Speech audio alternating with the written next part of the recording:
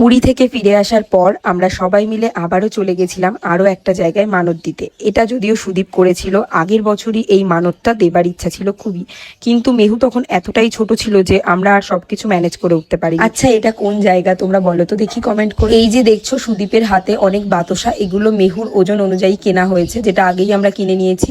আর এখন যাচ্ছি পুজো দিতে, আমি, সুদীপ, মেহু আর আমার 3 শাশুড়ি মিলে। পুজো মণ্ডপের সামনে থেকেই আমরা একটা ছোট্ট মিষ্টি গোপাল আর একটা কিউট মেয়ে পুতুল কিনে নিলাম, যেগুলো পুজোতে দেওয়া হবে। সকাল থেকেই এখানে পুজো শুরু হয়ে যায়, অনেক ভিড়ও হয়। আমরা যদিও অনেক বেলায় পুজো দিতে গেছিলাম, পুজো দেবার লাইনে বেশ ভালোই ভিড় ছিল। অবশেষে সমস্ত লাইন অতিক্রম করে পুজো দিতে আসতে পেরেছি। বাতাসার 90% আমরা পুজোর এখানেই দিয়ে দিলাম, আর 10% লুটের জন্য রেখে দিয়েছিলাম।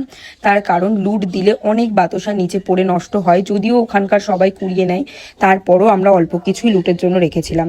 আর বাকিটা পুজোর কাছেই দিয়ে দিলাম। যেই গোপাল আর মেয়ে পুতুল কিনেছিলাম সেগুলো, 5 ফল, এই সমস্ত কিছু এখানেই আমরা দিয়ে দিলাম। তোমরা তো দেখলেই যে এখানে আমাদের মতো সবাই কত কিছু দিয়ে পুজো দিয়েছে, মাটির হাত পা, গোপাল, ঘোড়া, আরো কত কিছু। যে যেরকম আশা নিয়ে ডাকে, সেই আশা পূরণ হলে এখানে এসে সেই অনুযায়ী জিনিস দিয়ে যায়। মানে ধরো কেউ সন্তান লাভের আশায় ঠাকুরকে ডেকেছে, সে সন্তান হওয়ার পরে মানত পূরণ হওয়াতে গোপাল দিয়ে গেল, কিংবা কারোর হাতে ব্যথা, পায়ে ব্যথা বা কোনো সমস্যায় ভুগছে, সেই সমস্যাটা ঠিক হয়ে গেল, তো সেই বডি পার্টটা দিয়ে গেল। তো এরকম ভাবেই কিন্তু এখানে সবাই মানত করে এবং মানত পূরণ হওয়াতে সবাই পুজো দিতে আসে। আর এটা আমি ছোটবেলা থেকে দেখছি, অনেক ভিড় হয় এবং অনেকই জাগ্রত এই জায়গা। বছরে একবারই পুজোর আয়োজন করা হয়। আমরা পুষ্পাঞ্জলি দিয়ে ধূপকাঠি মোমবাতি জেলে পুজো সম্পন্ন করে একটু তিলক পড়ছিলাম, আর আমার মেয়েকে তিলক পড়াতে গিয়েই তো কান্নাকাটি শুরু করে দিল।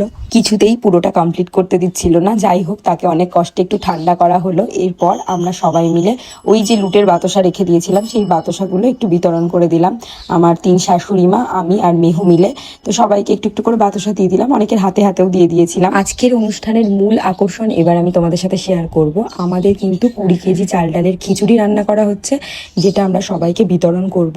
মানে 10 কেজি চাল আর 10 কেজি ডালের খিচুড়ি। আর এর থেকে অনেক বেশি বেশি চালের খিচুড়ি কিন্তু আশেপাশে অনেকেই রান্না করে বিতরণ করবে বা করে প্রতি বছর। তার কারণ এখানকার এটাই হচ্ছে একটা বিশাল ধর্ম, সেটা হচ্ছে এখানে বসে প্রসাদ পাওয়া, এই ধর্মীয় স্থানে রান্না করে খাওয়া।